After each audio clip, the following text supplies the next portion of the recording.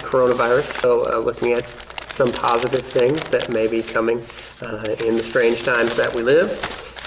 Another article called Youth Ministry Needs Less Fun and More Joy. So fun versus joy from written by a professor at Southern Seminary. Yeah. I had, and you did not, is that right? I had him for I think he taught one lecture that I had with Dr. Stinson. But I did read a book that he wrote. Yeah. He wrote a book about spirituality through Star Wars. Oh, okay, sure. I forget the name of the book. Star Wars. Yeah, so for a class called Christian Development. Okay. Yeah, and always was at Starbucks working. Yes. I always see them at Starbucks on Frankfurt. Right near the University Seminary, on his iPad, doing his deal. Doing that typing thing where he actually types on the screen, Oh, I yeah. never imagined doing. I expect to live with a tactile keyboard for the rest of my life. I can't. You want to hear something crazy? I wrote my entire dissertation, which was 240 pages long, on an iPad with a keyboard. Sitting in a coffee shop. With a keyboard. Not as big as yours. Keyboard. Yeah, but it was one of those smaller ones. Yeah. You wrote that. I wrote, it was I had T-Rex arms. I'm imagining you. Yeah. So then we get out a regular laptop, and it felt like a massive thing. Yeah. I'm like, oh my goodness. Yeah. Yeah, I can't believe you did that. Yeah. So yes, anyway, Timothy Paul Jones, I call him T-Paul in my mind, which I think is a good way to shorten down. Did you call him that? I didn't call him that. Oh, I didn't know if he gave you the permission. So maybe this will be the start of it catching on. I'll use it, T-Paul. Okay, T-Paul, it's good. And then we want to start, and I have a question for you, which is, what have you been doing in these weeks? Last week, I guess, was the first full week of, hey, don't expect to do anything that you normally do, really. Right. So what are the new things in your life coming out of this strange period where you are isolating?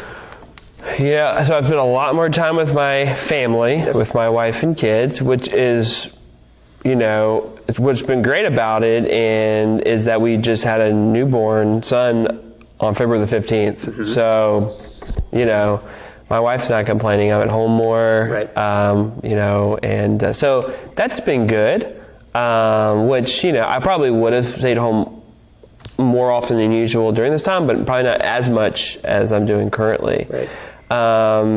But it's been weird. I've done a lot more Zoom videos than I probably ever done in my life, which Zoom video is like a Zoom meeting online that you can do. And that's interesting to be a part of, because a lot of people who've never done them before, say everyone under the age of 25, they don't do them well. They don't know, they don't want to actually use the video. They just want to do the audio. They don't want people to see their faces. And so I did a Bible study, a college Bible study on this Tuesday night. And I was the only one with the video sharing, and I was the only one talking. They just did not do well with it. I would ask questions, and it was crickets, nothing. So it's and I even had one student, who typed in the chat, I don't really like this very much. and I was like, okay, this isn't going well. Yeah. So I may have to do something different, maybe I'll just shoot a video and send it to him, because it's basically what we were doing, is me just kind of talking. This is... one more reason I'm thankful for songs. Here's a line out of an old Caedmon's Call song written by Derek Webb.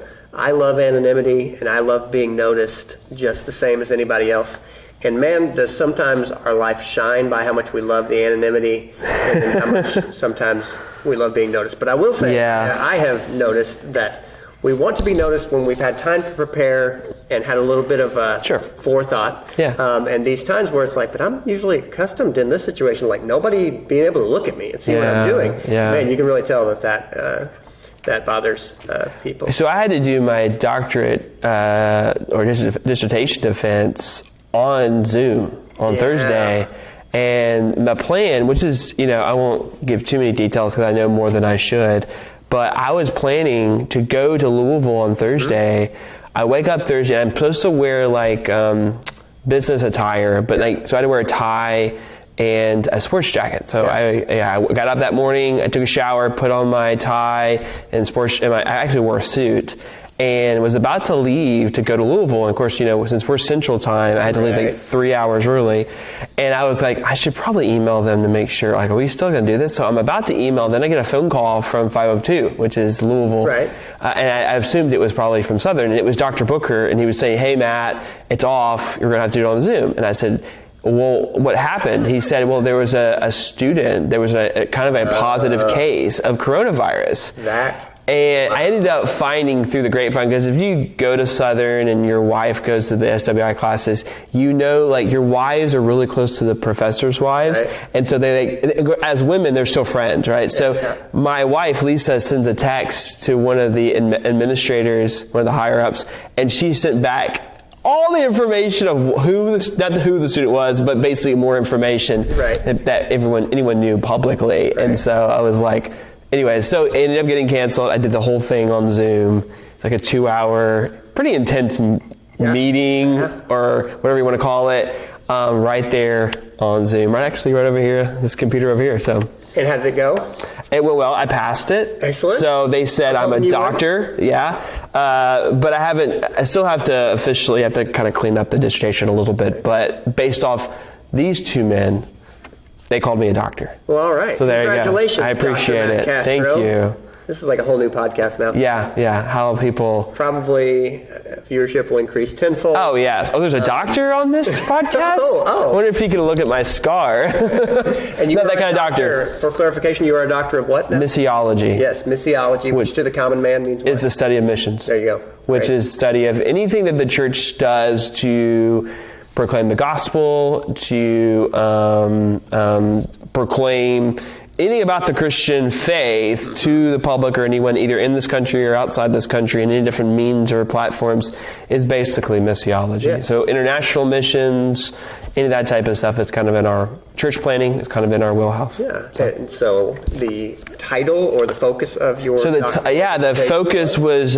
collegiate church planning. Great. So kind of what we've done here at Redeemer Fellowship Church, and more of a broader like case or strategy or argument for church plants on college campuses or for college students. And there you go. So it was, no one will read it. It's like 230 pages of history and strategy and all the different things. So well, great. There you go.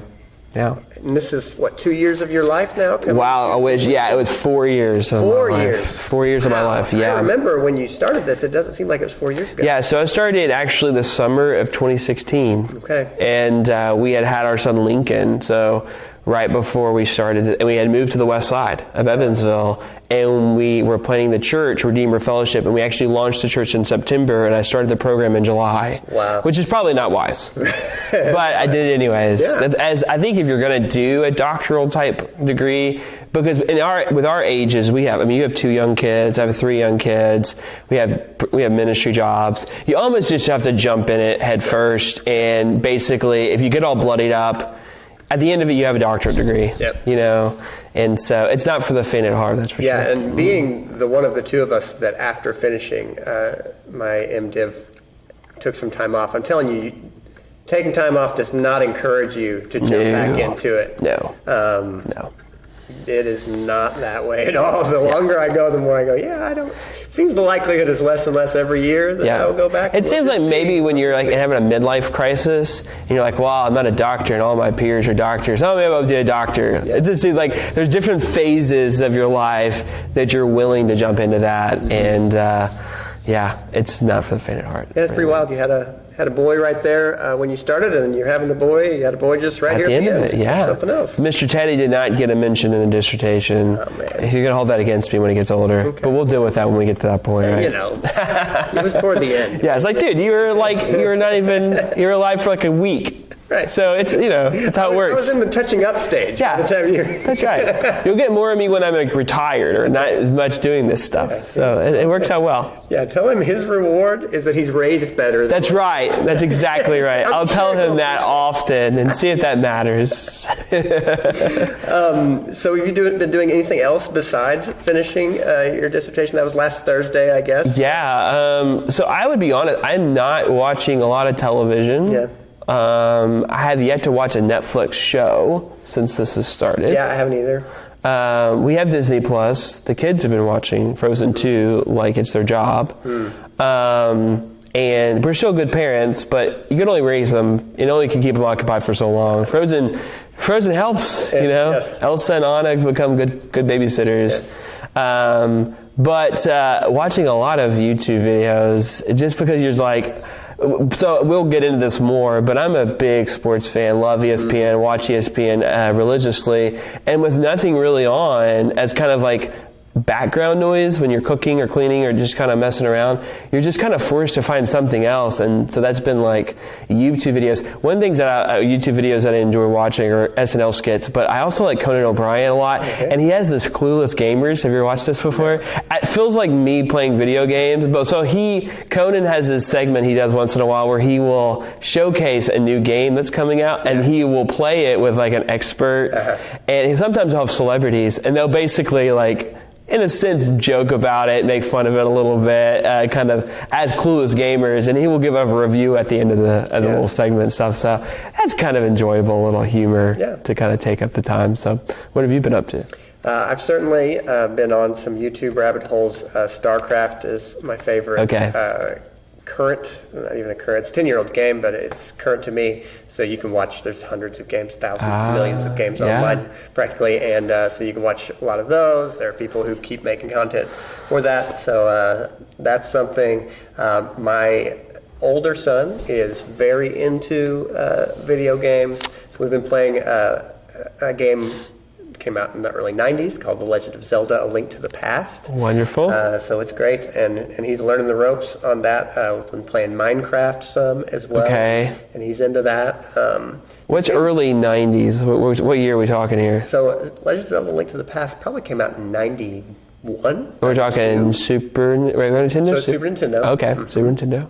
Yeah, it's also on the Switch if you have the Nintendo online service, but we play it on the original hardware because, that's how we roll. Yeah, that's how you roll. My house. Yeah, old school. We have a lot of original hardware, so we got to get some use out of it. Nice.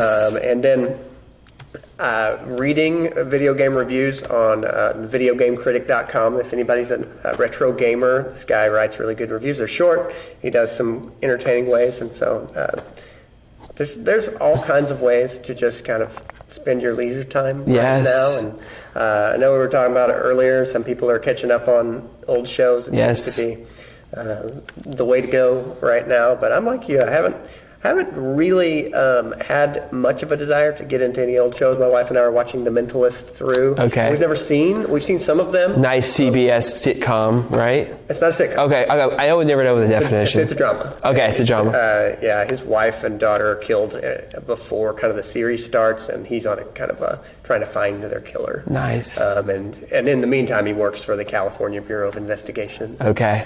So every episode, it's usually there's one or two episodes per season that are kind of about the big story, but most episodes are just kind of there's been a murder, there's been some kind of crime, and then he's really good at his job. He's like a Sherlock Holmes type character. I'm all about Sherlock Holmes, yeah. So it's hard to not like the show, and it's Prime Video gives us a way to just start it at the beginning, and we're in season 3 right now. There you go. Yep. Sounds good. Well, we're going to start today talking about some of the positives of this coronavirus situation. We are, most of us, down to essential activities. We don't go to many places. We get the bare essentials, and then we go back home. And so there was an article that you sent me called "Mommy, I Like the Coronavirus." That's right. It's in the Wall Street Journal on this weekend. Yeah. And so what are your main takeaways from this article? Yeah, so you always, when you read the Wall Street Journal, especially when you read the weekend, so the Wall Street Journal is a Saturday, Sunday paper, it's a weekend paper, and they have a lot of different articles in there. And so in the opinion, which is kind of like the editorials, they'll always have a small little article kind of stuck to the bottom, and it's usually not political per se, it's usually something more general. And so sometimes if you're just kind of browsing, you'll never catch it, but if you're really reading the paper, you'll catch these kind of hidden gems. And this is one of those hidden gems articles. And Mommy, I Like the Coronavirus, which basically is this woman who's named Erica Komisar. She lives in New York, and basically her daughter kind of says, "Mommy, I like the coronavirus because I get to spend time with you," which is, you wonder, that's probably an opinion or a statement that a lot of kids have made the last week or so, right? My kids have gotten to probably see me more during the day than typical, especially in the morning. Usually, you're probably similar. You get up, you take your shower, you make your coffee, you're out the door, maybe by 8:30 at the latest. And now, you may be more going to the office at 8:30, but now I kind of linger more at home, where I'll make breakfast for the kids. We've made a lot of pancakes the last several days, and I'll sit around and kind of be with the kids. We'll do activities. We've made it a habit. Actually, this morning we just take the kids on a long walk and come back home. And so that's stuff we would never have done, because number one, our daughter would have been at school, our son probably would go to daycare, and so we're just not having these times in the morning to be together.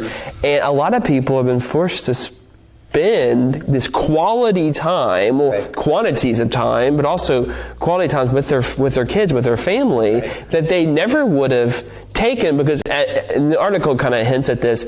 And if you don't know this, most Americans do not take their full vacation. It's kind of a running joke around the world. We were in Colorado several years ago on the way up a gondola, which is like a ski lift, which is enclosed, right? Going up the mountain. And a lot of times when you're out in Colorado, you get a lot of Europeans that go skiing in Colorado as well. And we're in this gondola with a German. He's a young German man, probably in his mid-20s.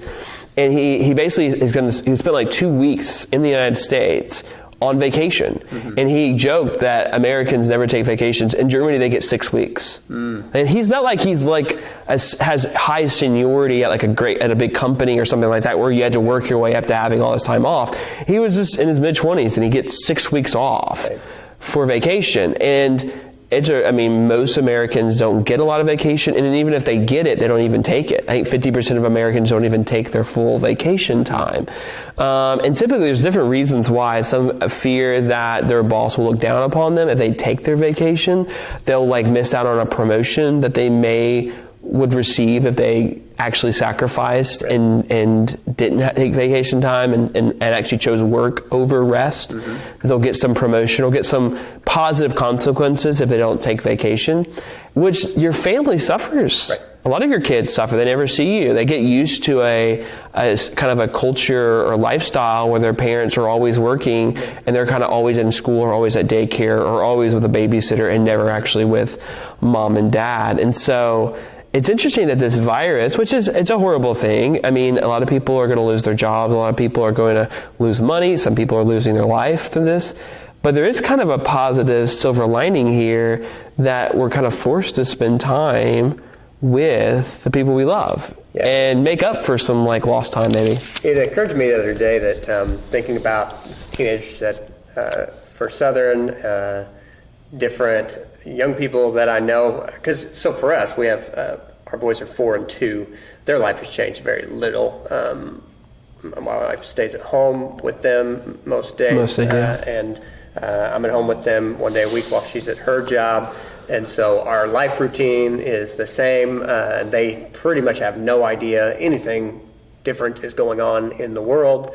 But I've thought a lot about how I wish that I often will ask people to keep a journal when they do certain things in their life. I remember I was 14 when I started journaling, and it's been a thing for me pretty much my whole life. Wow.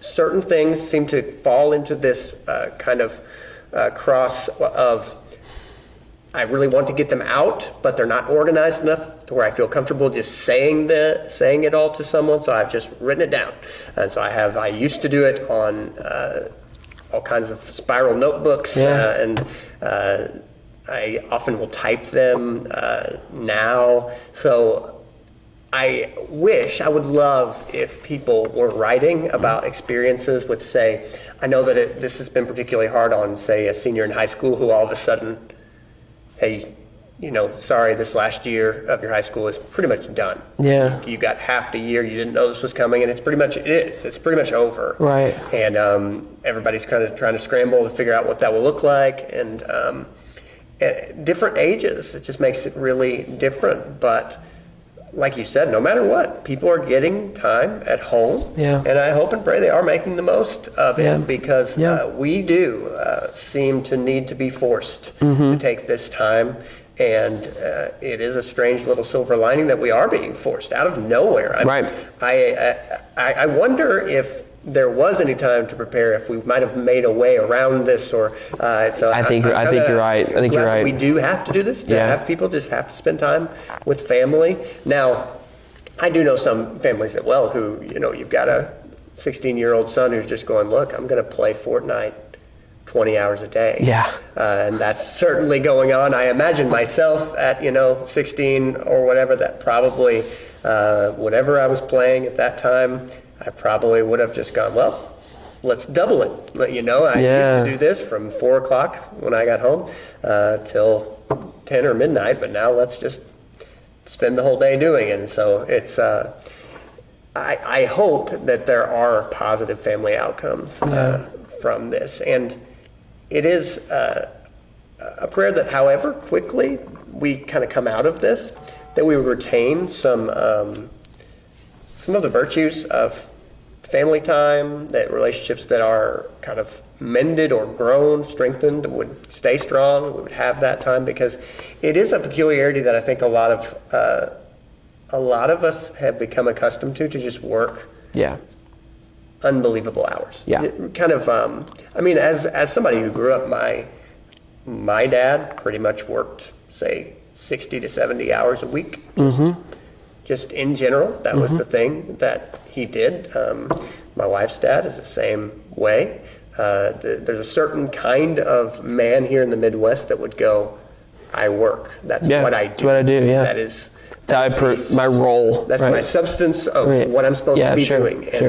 And then sometimes I get to not be at work. Right. And it does not surprise me at all to hear you say that most people don't use all their vacations, because I've talked to so many people that go, well, when would I take it? It's so hard. So much depends on me. Or you structure your life to where I just have to be here. Right. I have to be here every day. Right.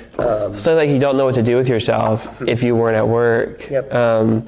And so if you spend a lot of time around Europeans and stuff, it's just like a total foreign concept to them, right? I mean, number one, even past vacation, like most American companies do not give out like a lot of maternity leave for moms who have their babies, right? They're able to maybe take 6 weeks, right? Which I think is common. In Europe, it's like far more than that, right?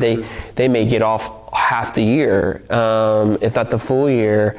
And we're just, the way that we are, I guess there's some books written about this, that we come from kind of this Protestant European background where it was like we're just kind of like workers by nature. It's kind of like kind of built into our culture. And we struggle to put work aside. Right. To then spend time with family or spend time away, to reflect on the work we've done in leisure, and to rest to be more productive. I think we struggle to understand logically that putting work aside for a time actually makes us better at the work. But I think we're just not, is that built into us as children, because we haven't seen this or we're not taught this, that it's better for you, it's better for your mind, it's better for your body, if you spend time resting and then going back to work and having that balance, because God gives you the balance in Genesis 1 and 2, right? He creates the world in 6 days. He rests on the seventh. He then tells Israel, the nation, to kind of take the same pattern, to work 6 days, rest on the seventh. Even after 6 years, you had the year of Jubilee, right? This 7 years. So God installs in Israel this pattern of work and rest, work and rest, work and rest. And then we, even as Christians, we struggle to disciple and teach our church people to almost learn from the pattern of the Bible and say, well, that was Israel. They had a Sabbath. We don't have to take a Sabbath. It's purely up to you if you want to rest or not rest. It's like, That's really bad biblical teaching, isn't it? And we just have struggled. Some of our people that we look up to, and even the ministry world, I don't think they're teaching, hey, right, make sure you spend some time with rest and time of. I mean, Dr. Moeller, who's someone we look up to, I don't think he ever rests. It seems like, and so I think it's a hard thing for us in our 30s to kind of learn, like, how do we balance this leisure, time with family, quality time, rest, Sabbath, right, time in the Word, time of healing, time of finding perspective, having some time to think and reflect. We just do not prioritize that at all, and we just kind of say, well, if I have the time, if I'm given the time, then maybe I'll take it. But yeah, so what about Doctor? Does that? So Pastor Dave has to take a sabbatical every year. No, so he had a sabbatical after 10 years. After 10 years, isn't that crazy? But that was a full month Okay. off as to what that was. And incidentally, my church, by our standards, is fairly generous. I'm in my 6th year. Actually, I'm in my 7th year. I completed my 6th year. At First Southern, you get 2 weeks to start with vacation, and then a 3rd week after you've been there 5 years. And I think it's 4th week if you've been there 10. Wow. But by American standards, that is fairly generous. Sure. I think 2 weeks is probably just kind of like the standard for a job that is kind of like a profession.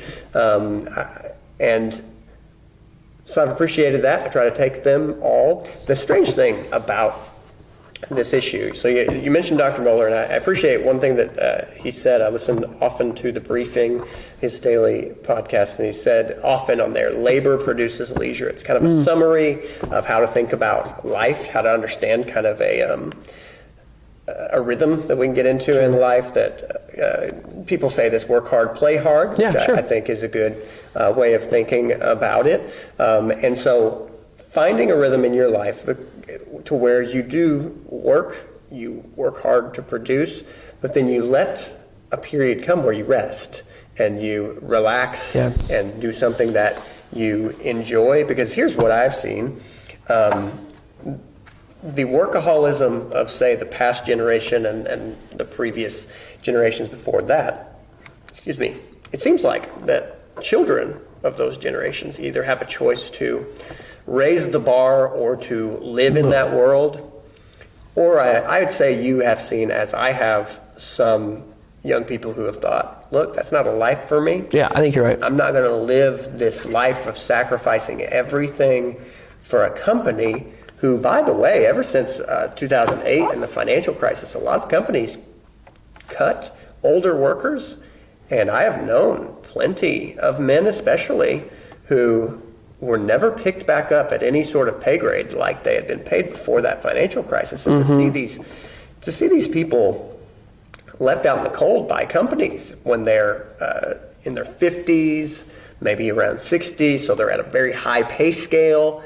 And these companies are going, look, we can hire a couple of young guys, pay them each less than half of what we're paying you, and why would we not do that? Right. To see older workers betrayed by companies, I think, has factored in to a generation of young people who, in a large part, have gone, you know what?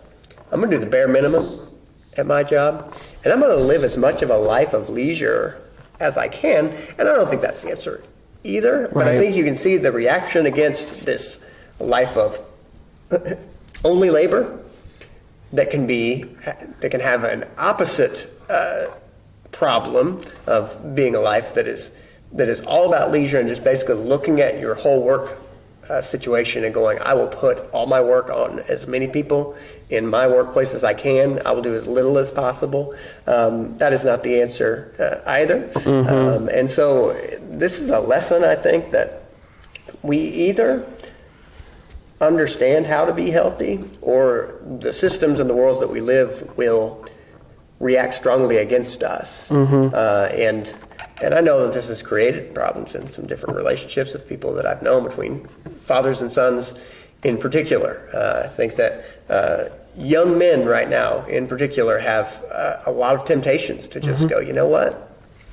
You could sit on this video game. I say, as a guy who loves video games, you could sit on this video game and we will supply achievements for you. Sure. Every single small little micro level that you get better, we will put a Right. mark on your wall and Right. remind you that you are accomplishing something. And that is a false system. Right. That, look, those leisure types of situations I enjoy. Those times are great. But it's kind of like, I am such a typical youth minister. I love Mountain Dew. And I will often have in the afternoons, maybe a little later than we are right now, Yeah. have something like a Mountain Dew every day. But I do look at that as nourishment, Right. I would hope not. Yeah. This is a little kind of bonus. It's like a little bit of candy that I'm drinking every afternoon. A little reward, huh? And life has candy in it, thankfully. Yes. But Yes. candy is not sustenance, Yeah. And, one of the things, though, while people maybe are kind of forced not to go to work, the habit will be, with the way that we have technology now, I think this is one of the issues, especially in America, like you can be not working but still working because your phone is always with you, right? This is kind of funny, though. I will do this. I will put my phone in a different room and get on my iPad. And you may be like, what's the difference? I feel like on my iPad, it's not like work connected, even though I can probably get text messages and stuff, but I disconnect it from there's the association that it's on my phone. Therefore, I can kind of go into my book. I can read a book that I'm reading, or I can read a magazine that I'm reading, or I can watch a video that I'm watching, and I can my phone is not near me. So in my mind, I'm not working. I'm leisuring. All I've done is take one device and replace it with another. But in my mind, my phone is work. And every time I pick it up, or every time I look at it, I'm waiting for some text message to say, hey Matt, or some Facebook message, or something that I have to respond to or make a decision on as a pastor or as a minister. So I think finding ways as people to recognize where your bad habits are, that your phone may zap you back into work mode, especially during this time, learning to manage your technology well. We could probably spend a whole week of podcasts on just how to do a better job of managing your use of technology and devices and things like that. So that you're actually having people time, where you're actually looking people in the eye and talking to people and playing games with people and watching movies with people. All those things are important, and not simply just be on your phone and think that is going to supply relationships, or that's going to be a way to heal boredom. Because in this time, you're going to be bored. And I think, especially as Christians, how to, in those times of boredom, how do we use that time to God's glory? Because you can't just fill it with more YouTube videos. Right. Finding something to do, where you're either interacting with another person, either through a phone call or something, or you're reading God's Word, or you're reading a book that you're going through that's going to encourage you, edify you. Finding something to do at those times of boredom, I think, is going to be huge. And I think if people can jump that hurdle and find victory there, once this is all over, then they will have they've been able to maybe heal some bad habits and actually create some good habits that will maybe affect them long term. Yep. So we'll see where we are after all this. Yeah. Yeah, it's a good plan. I felt the same, trying to think through, what is best for me as far as the technology that I have. Being a PC guy, all my devices are not linked because, Mine are. So that's just a different thing. I do the same thing. I'll put my phone sometimes just in the other room for who knows how long, so that I'm not tempted to just kind of, let me look back through. Did I text everybody back? Did I do, your phone can become this thing that just kind of haunts you. Hey, when's the last time you checked Twitter? When's the last time you looked at this, And so it's a good thing. And we all need to think through. It's tough. I don't think there's a one-size-fits-all for everybody as far as what you ought to be doing. You have to ask for knowledge about yourself and then apply it. And try some things, and we certainly have an opportunity now to do that. Now, before we leave coronavirus, there's a kind of a sad little article in, I believe, The Atlantic, right? Yeah. Entitled, "I Don't Think I'm Going to Learn Much." Yeah. At a press conference, the president was asked a peculiar question: Are you Have you been in contact with any previous presidents, whether of the same party or of the opposite party? Which, to kind of maybe to provide a little bit more context before you add more details, there is a book called I think it's called The Executive Club. And it's a book, and if you again, you have time, right? Go to you can't go to the library. Go somewhere. Maybe buy it on Amazon for your Kindle or something. Yeah, you have to help yourself here. But if you're interested in history and especially presidential politics and history, there's a book called The Executive Club, which is a book, and I can't remember maybe it's Nancy Pearson. Don't quote me on that. But she wrote a book about the history of presidents and their kind of interactions towards each other. Because, and what's an interesting part of this is Nixon. There was not one president that was alive, former president that was alive during the time of Nixon's Watergate. The story goes, would Nixon have done what he did if there was, say, Eisenhower was alive? Or Johnson was alive? There were no other living presidents? There was no other living presidents during the time when he was eventually, I guess around the 1972 kind of area. So that's an interesting, a little bit of tidbit there. But I mean... But most likely... He's suspicious of everybody. Yeah. I just can't see him calling up, So it was famous that President Clinton had a fairly good relationship with Nixon. Nixon was this political wonk man. He was very knowledgeable, loved foreign policy, and I don't think Nixon really understood him. He wasn't really self-aware. He just kind of inserted himself, But then also, I think it's been known that President Carter was a better former president than he was a president, right? That's kind of he's a better ex-president than actual president. So right now, I believe, and you quote me, you have, as of 2 years ago, you had more presidents because George Bush Sr. was alive. He's passed away. But right now, former presidents alive today is Jimmy Carter, President Clinton, President Bush, George W., and then President Obama. Right? So is that 4 presidents that are alive today that Trump could ask for advice? So yeah, right. Sorry. And the situation we are in is unprecedented, especially in modern history. People have talked about 1918, the Spanish flu, but that was a little while back. So we have opportunities to address this, and it's a lot to deal with. And so, when asked this question, have you talked to any other presidents? Have you thought about talking to any other presidents? What was his response, Matt? Do you want me to read the whole answer?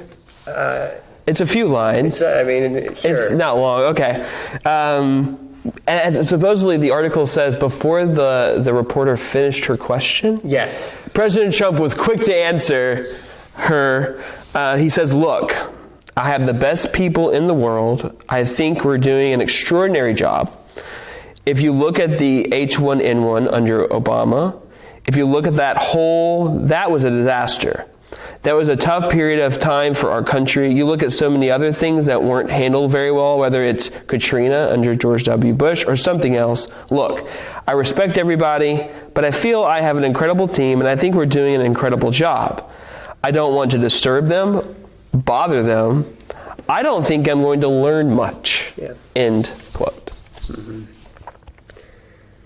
Now, clarification one, there's no joy in us to just run down President Trump, but this is just a foolish response. Yeah. That is something that I would expect out of a 13-year-old boy that's coming through the youth group. There's a certain kind of person who says, no, I don't have to take advice. I don't need advice. Right. People who need advice are people who don't know what to do. Right. Meanwhile, I'm a person who knows what to do. It's just... Yeah. This is such low-level nonsense. Right.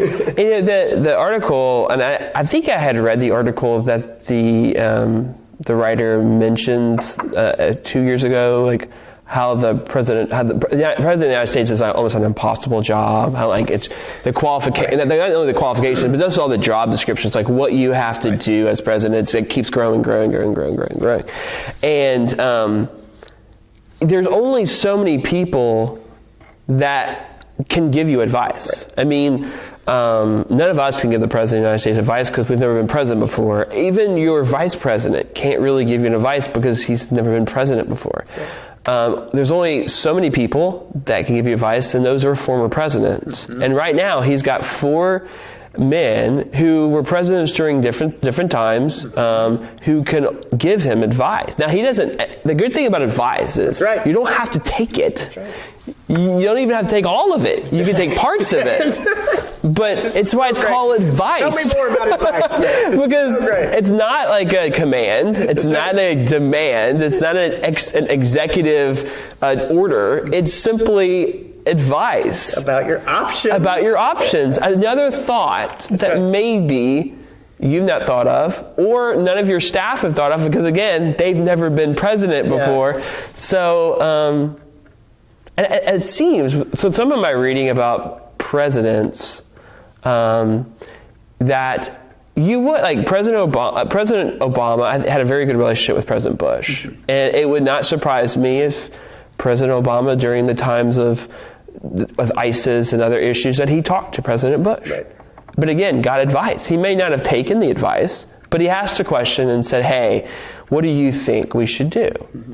And a good thing about these presidents is that they were former presidents, and they're not paid by you, they're not hired by you, you can't fire them, so they'll tell you what they think, and they don't really care if you hate them again or if you don't listen to them and do something else. Like, these are pretty powerful men, and they have a pretty powerful position in history, and so they're not gonna be yes men. They're gonna tell you what they think.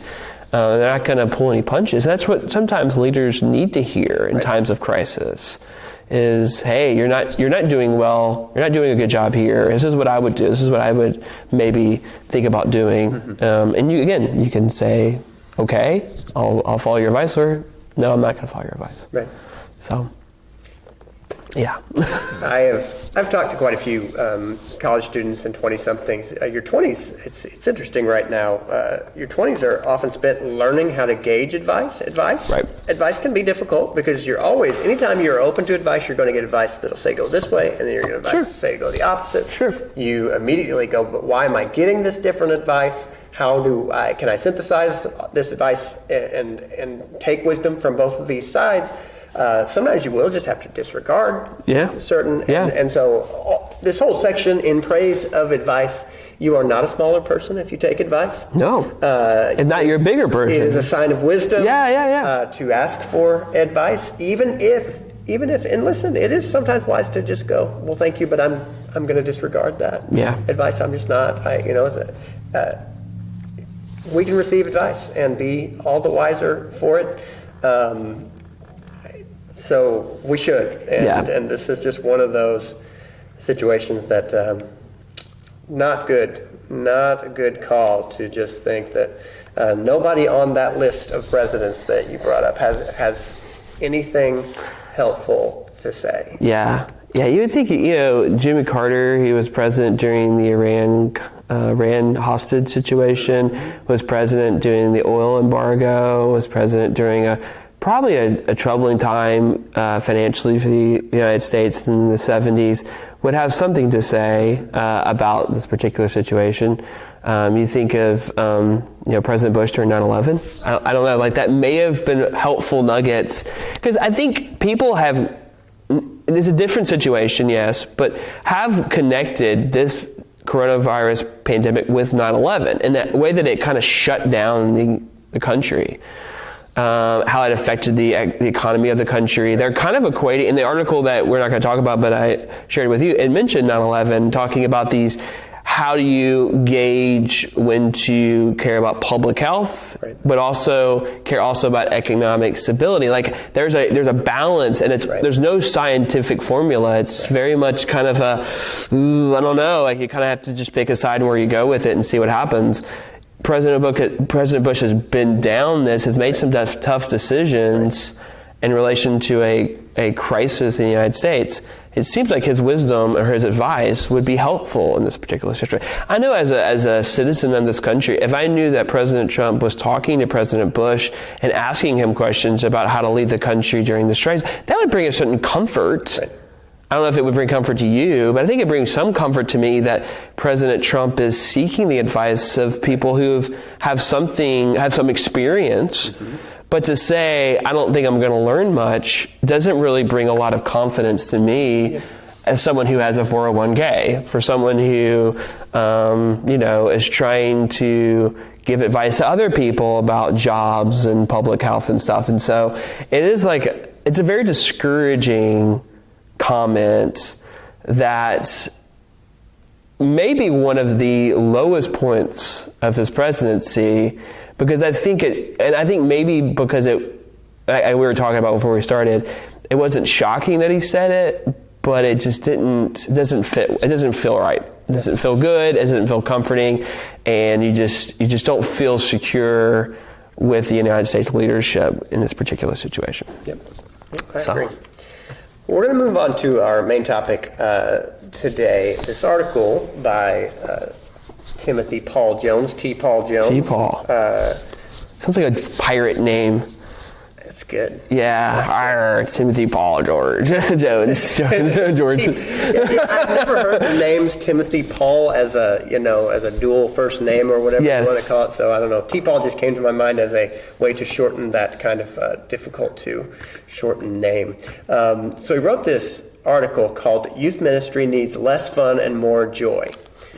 It's like a book review, right? Yes, What'd you call that? So a book review about a new book called "The End of Youth Ministry." So you never thought, like those book reviews you wrote at Southern Seminary, you could use them sometime. You could have. You could write an article for Christianity Today. No, and I never just thought to do that. This is going to have some applications later. You want to talk about something, by the way, in seminary that you're sitting there going like, what do I have to do today? Oh, great. I have to write a book review for this professor who's read hundreds of these book reviews. Right.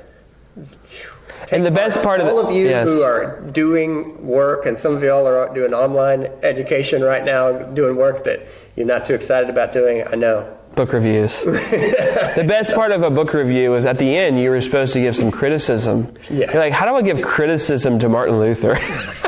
Yeah, no kidding. I mean, or whomever you want to fill in. A first-year seminary. Yeah. You think about some of the guys in the class who kind of like seem to have it all figured out, and it's like, man, this guy is just like, when he gets to this criticism section, he's like, been waiting for this my whole life. Yes. I'm going to run this guy down, no matter who it was. Yes. And definitely that verse in, I don't know what book is it, Numbers or Deuteronomy, where it says that Moses was the humblest man in the world? Yeah. And you're put in a situation where you're like, I'm going to show this expert in the field what I think of them. I know. That was something, having to write those book reviews. So this is a book review, and it's about youth ministry in general. And the one thing that, for starters, we can agree with is that there have been some pretty significant changes in youth ministry from the time that you and I were in it, right? Which 20 plus years, to current times, where groups on average are smaller in general, where there is more interaction socially with teenagers online, this strange phenomenon of a lot of teenagers not even getting a driver's license.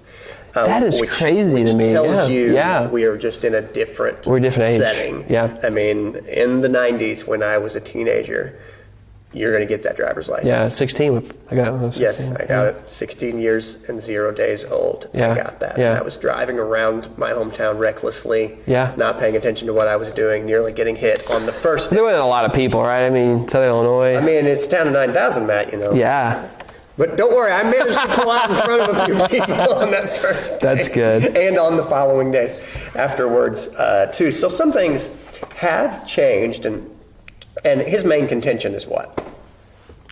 Yeah, so again, I'm in college ministry. There is a little difference, but there's similarities. The biggest issue with youth ministry is the parent element, right? And I don't know if it was true with you going to youth crew, but my parents went to church, and so what happens to someone in their teenage years? Well, you go to the Sunday school class on Sunday, and you go to the Wednesday night youth night, right? That's kind of where you most, if not all, of my social friends came from church, right? I had some friends from cross country and stuff, but a lot of my friends in cross country didn't go to church. Right. And so I wasn't as close to them, even though I may have spent more time with them, than I was with my friends from youth group. I mean, I think he gets into this a little bit, is that parents utilized youth groups as kind of the social network for their kids, because it was a safe place, right? It's either, if they're not in youth group, they're going on the streets in some gang banging or something, like, as if that's the only two options, is youth group or gang banging. It's like,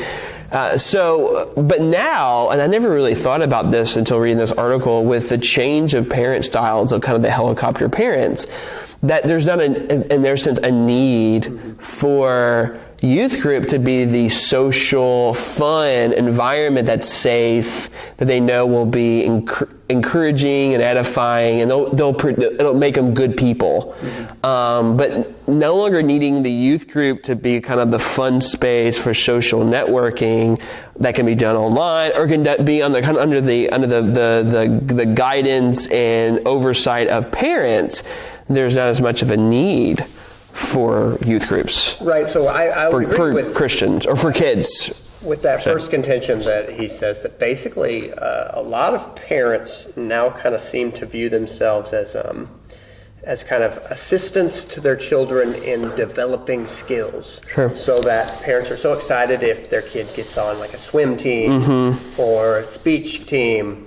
And here's the strange thing. I mean, we were in similar sports, you and I. So in high school, I was a cross country and track, which we both Me too. were, but then I was wrestling. Okay, I didn't do that. So my parents went along, watched, and were supportive, and I very much appreciated that. As these kinds of activities have grown and seem to require more investment and a singular investment, like if you are in band, for instance, now, even as a 15-year-old, I have watched as band directors tell parents and teenagers, look, you're going to be here 6 or 8 hours all summer, with the exception of maybe a couple of weeks, and then when the season comes, you're going to basically spend every waking hour outside of school time at band practice so that we can go to band competitions. Right. Band is just one example of how so many extracurricular activities have just come to consume life. Right. And I do see a lot of the first contention in this article, which is parents have taken to putting their kids in that type of atmosphere and then assisting them in making sure that they are in that rather than church, as was the case. My situation was a little different than yours, not having grown up in the church, starting at 16. So I was driving, and then was one of those kids who drove myself to youth group and those kinds of things when the time came along for me. So that was different for me. But I think he says here, talk about times of change, peer groups that provide safe risk are not what parents value most. Among youth, the quest for recognition through social media has eclipsed the peer group experimentation that characterized early generations. And so, with more time spent on social media, but you mentioned a good point there. And I've read this when I've read through some generation studies, is that students, and I think this is pressed upon them by their parents, and I think they may have developed this pretty early on, of the need of career or resume building activities. You think of like band, music. It looks very good on a college resume or a college transcript. Church doesn't. I mean, what value does church or youth group attendance or involvement do when it comes to a college application? It doesn't do much of anything, right? What does dance or playing a sport or work or having work experience? Those all look better on an application to any university than youth group attendance. And parents are all about that. They want scholarship money. They don't want to have to pay the huge tuition cost of college. And so they just don't see the value of putting their kids in a safe social group of people that will, in their mind, give them kind of good behavioral values, good social habits, interacting with people that may be edifying or encouraging to them. They're not going to do drugs and these type of, they're going to go to jail by getting involved in a youth group. But parents just don't see the risk there, because a lot of times they can kind of close that in and prevent their kids from going out, because again, a lot of them aren't even having driver's license, so there's no fear that they're going to go anywhere that they're not going to approve of. A lot of them, their parents are going to every activity that they go to, and so again, there's not any fear that they're going to fall into the wrong crowd. It seems like and I'd never thought about this until I've read this article, that, and I think he mentions it in the beginning, that during the 90s, people were more concerned with youth groups just being a place where fun happens. Kids can just have fun. Yeah. Bible teaching was low priority on the, but you get guys like us, like even our college ministry, I spend more of my time preparing Bible studies and doing discipleship with men than I do of like developing events or fun activities. Because number one, I didn't go to seminary and didn't learn how to I learned how to organize fun activities. I don't even know what that looks like. And so I would have probably been a horrible youth group leader in the 90s, because, again, I would have wanted Bible, and very little activities, and I probably would have gotten fired by most churches. Most parents would probably complain about me because, I'm not giving enough fun. Sure. And as strange as kind of our interview process is, a side note, typically the way you are hired in a standard Baptist church is there's a lot of resumes that go out. If they like the look of your resume, you will get a type of in-person interview with that search committee, and then you have what they call Wonder Weekend, where you'll be brought in for a Friday, a Saturday, and a Sunday, where you will meet, whether in large groups or small groups, the majority of the church. Been to one of these, having done this a few times, holy moly, it is overwhelming, especially if you are introverted in any way, like you and I both are. It is so taxing. And I've got to tell a story after you're done. Amazingly, by the end of these weekends, you're on staff at this church, and you kind of go, well, now I get to have the marathon of kind of just serving together and getting to know all these people. But that's what it starts as. But I will say this. In this process, if this church is looking for a different kind of minister than what you are, usually it does show itself. Because anytime I've been asked, what are the things that I really emphasize, I would say things like discipleship. I am here because I want these kids to follow Christ, not because I intend to be entertainer in chief. Yeah, sure. And there certainly are churches and churches that I have been around that would not have been the answer they were looking for. And in that situation, you can amicably split and I have had interviews in various situations that did not go forward, and that's fine. Yeah, sure. It usually does come up because there are expectations, and that was never the situation I wanted to be in. And in fact, the churches that I have served in, I was upfront about kind of what my emphases are, that just similar to what you're talking about. Look, we will do fun things. Yeah, sure. I will not make my main goal to entertain your kids and make sure that I'm the most fun guy they've ever met in their life. That's out there. That is out there. Yeah, when I first started at Southern, it was like fall of 2009. And I was not married yet. Me and Lisa were getting married that winter. And I was like going to look for a ministry job. I'm like, all right, you go to seminary, get a ministry job, right? That's how it works. And I had an interview with a church in Mount Washington, which is, I think, like more south of Louisville. And it was me and another seminary student who basically got to the last of these two interviews. And we went to the house where the parents came over of the kids. So you were talking about something a bit different, but it's a part of the talking with the parents of the youth, right? So we had two different times, right, where me and the other guy would go over and answer questions by these parents. And so I don't remember what I answered, but I talked a lot about discipleship because I was a former Campus Crusade staffer, so I talked a lot about discipleship and blah, blah, blah. And I don't remember if I talked much about activities or events or fun. Well, both of us, I ended up getting a phone call, and they didn't hire any of us. They decided, we don't want to hire either of y'all too. And it just kind of goes that maybe both of us just didn't really say some things that they were hoping to hear. And I don't know. I don't want to like say that this church was looking for an entertainer in chief, but some of the things about discipleship just really wasn't something that they were getting excited about. And so it kind of just proves the point that, I probably would have been a horrible 90s youth pastor. And, Denton Ice, who's a pastor here at Redeemer, who was a part of First Southern, he talks about his internship up in Virginia. Mm-hmm. And we were talking a lot about that recently because he went and did Disciple Now last weekend or 2 weekends ago up there. And the former youth pastor, it was a lot of activities and events and things like that. The current youth pastor is different. Like he prioritizes Bible teaching, and not like the other guy was like not a Bible teacher, but just kind of a different priority. And their numbers have been down. Yeah.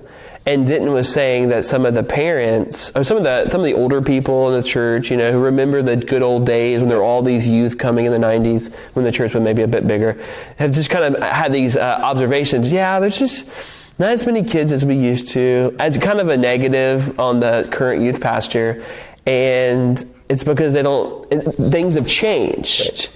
And they're not prioritizing events, but also, even if they did prioritize events, maybe what this article is saying, it wouldn't matter, would it? The students just aren't there. And this is a tension that has defined in a lot of ways kind of my ministry. I'm in my 20th year of youth ministry. Started out with youth in college and have those same responsibilities now. But in youth ministry in particular, one of the tensions that you live with is this. If you do a big event this year, you better do a huge event next year.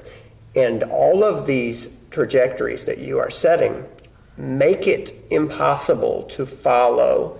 And at a certain point, either you will end up spending so much money to do things that are just not fruitful for the gospel, or you will go, well, this is where I am. The kids know how to have fun. Sure. If they can't have fun doing a simple game, I'm just not going to spend all kinds of time, all kinds of money trying to come up with a big, complicated game, because if you have worked with teenagers, you know that kids are unpredictable. They can have so much fun with a simple little game. Sure. Kids can have a whole lot of fun playing marbles or tiddlywinks. Sure. And then kids can totally tell you, sorry, this extreme Fortnite party you put together is just boring. Wow. And you will, if you spend enough time around young people, you will go, okay, look, it's unpredictable. If they want to have fun, the main ingredient in having fun in any social situation is the people. Yeah, if absolutely. If people want to enjoy each other's company, they will have fun doing it. Yeah, I think that's definitely true. And if they just want to look at each other and go, entertain me, that's you're not the recipe for failure. Yeah. And so that I have come to accept that. Yeah. And in that regard, I really look at this article and I go, okay, well, good riddance to any of this thought of, hey, we ought to have been entertaining these kids all along. Like, look, they live in a world that is bent on entertaining them to death. Oh, yeah, goodness sure. gracious, there's more entertainment today than it's micro entertainment. It's just like this, whatever your little thing is, you can watch. I mean, the thought that people would be entertained by watching other people play video games on Twitch just blows my mind.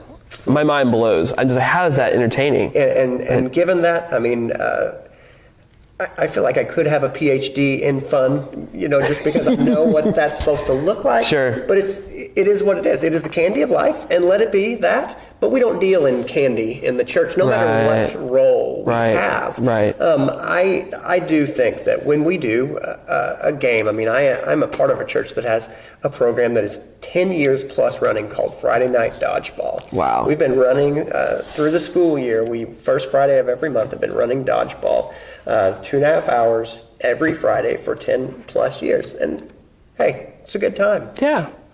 If it's a vehicle for the gospel, great.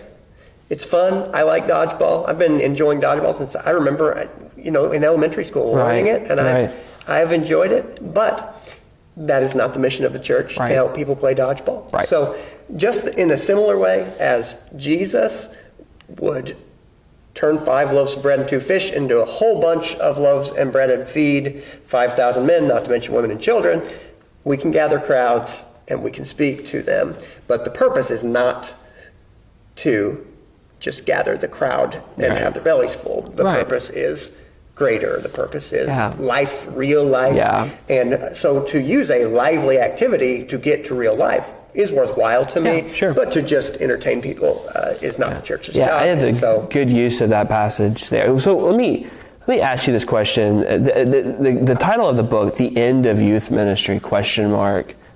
That's a pretty alarming question for a youth pastor. I mean, end of youth ministry. I am a youth minister. End of me. That sounds very, very harsh. How do we do youth ministry today? I mean, that was kind of, you talk to some of these older pastors, like, youth, all you needed some pizza. They'll start coming. It's like, no, it's not really how it goes anymore. Maybe that was true in the 90s when you had DC Talk and you just rocked DC Talk and pizza and you just had a good old time and kids just kept running and you had 100 kids in your youth group. Mm-hmm. But times have changed. And with so many, as you say, places for entertainment and portals for social networking with Discord and Twitch and Snapchat and all TikTok and all these different social media. You can be friends with someone from another part of the world. Where does youth ministry fit?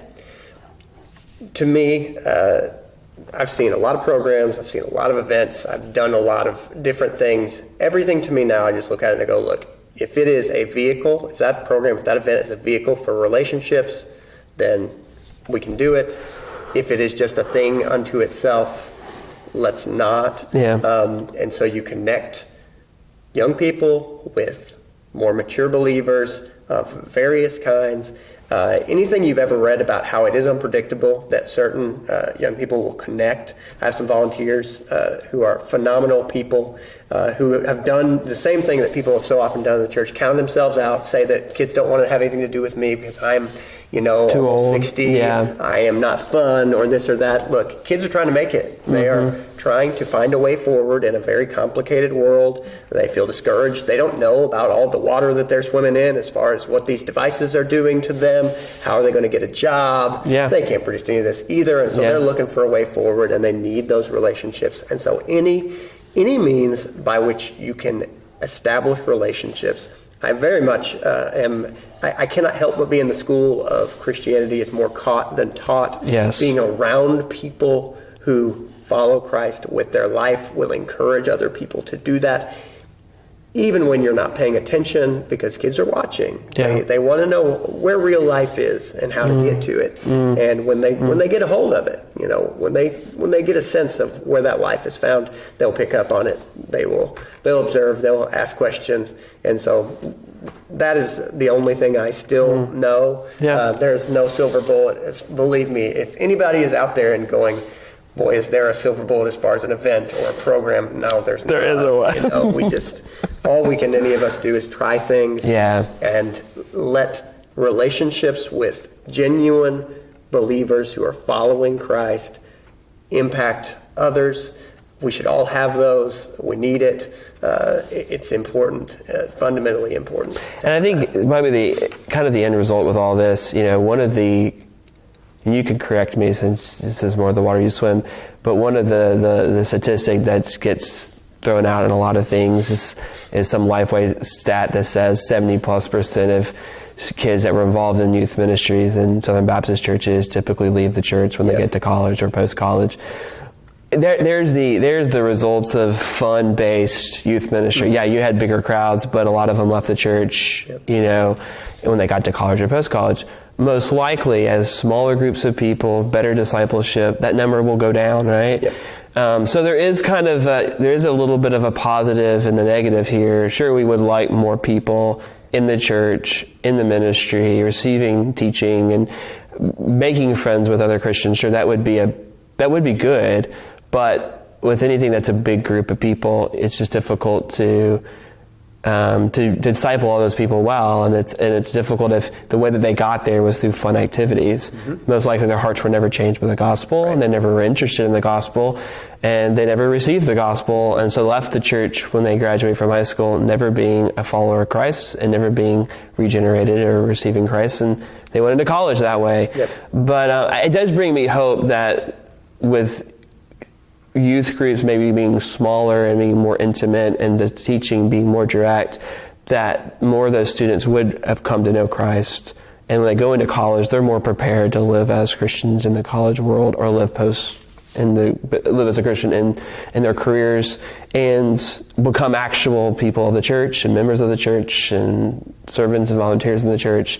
So that is a positive outlook and a positive hope that that will be the effect of our youth ministries today. Yeah. And so that was an interesting article. It was in Christianity Today, and I think that's all we have for today. And so thanks for listening to Empires of the Future. And again, you can find us on Apple Podcasts. You can find us on podbean.com. And you also have some of these up on your YouTube channel, is that correct? Yeah, we've set it up to where they should automatically be going to my YouTube channel at all if you want to see the video. There you go. And actually, we at Redeemer Fellowship Church, we put Empires of the Future as a something on the app. If you go to the bottom of the front page of the app, you can find all of these episodes on there. I'm not sure if there's something on First Southern's website. Not yet, but yeah, we'll have to work on it. But so making sure that you can get this, and just a little bit here, I've gotten a little bit more used to Discord, and I've asked a few of these servers that I'm on if it would be okay if I shared the podcast, and they said yes. And so there may be some people listening to this that don't even live in this country, so that's kind of cool. So hopefully that audience grows. And so this has been, again, Empires of the Future, and we'll see you next week. Yeah, take care of each other out there.